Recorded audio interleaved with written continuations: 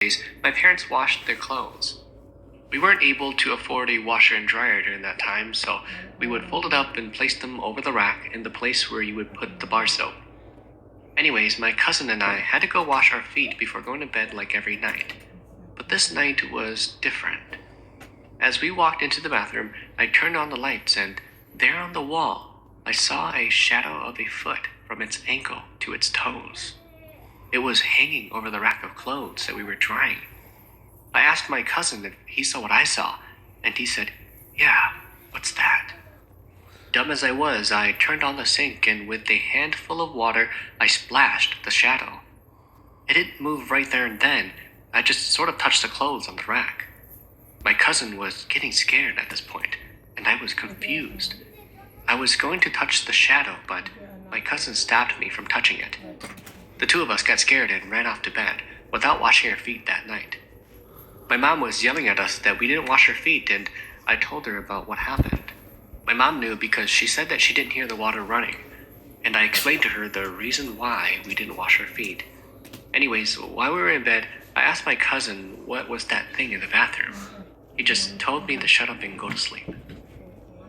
The second story happened at my uncle's place when I was little. My family and I would always go and visit them. This was on a Saturday night, and they went to visit and talked long into the night. My grandma and grandpa would tell my parents that it's late and that I should sleep over. I loved to sleep over at their place because it was always fun. A pair of new white socks. I told myself that, wow, that's a really white dog. And then on second thought, I saw that it was about 3 to 4 feet tall, and it looked like it had chicken feathers or something dirty on it. But those pairs of red eyes were looking back at me. If you guys have ever watched the anime called Guyver, you know how eyes are drawn. It's kind of slanted sideways, and those red eyes told me that it wasn't a dog, but it looked like a dog. It was like a couple of seconds, but it felt like 5 or 6 minutes had passed by. I kept on staring at it, and it was staring back at me. Then I turned my head back and looked back onto the road. When I got to school, I told all my friends what I saw, and they told me that I was crazy, and that there weren't any dogs like that. Oh, sorry, safe. They didn't believe in me at all what I saw that morning, so I just brushed it off. I told them that if they didn't believe me, for them to wait for me after school, and I'd show them that dog with the pair of super red eyes. Well, all of my friends chickened out. They didn't really want to go with me.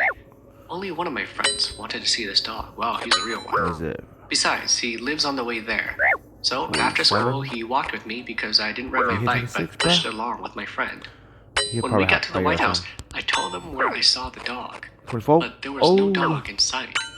I wanted to go to knock on the house to see if they left their white dog outside last night or something, and that's when they hit me like a rock. What is that, 24? What I saw that very morning was not a dog, but instead a mischievous and dangerous spirit beyond belief.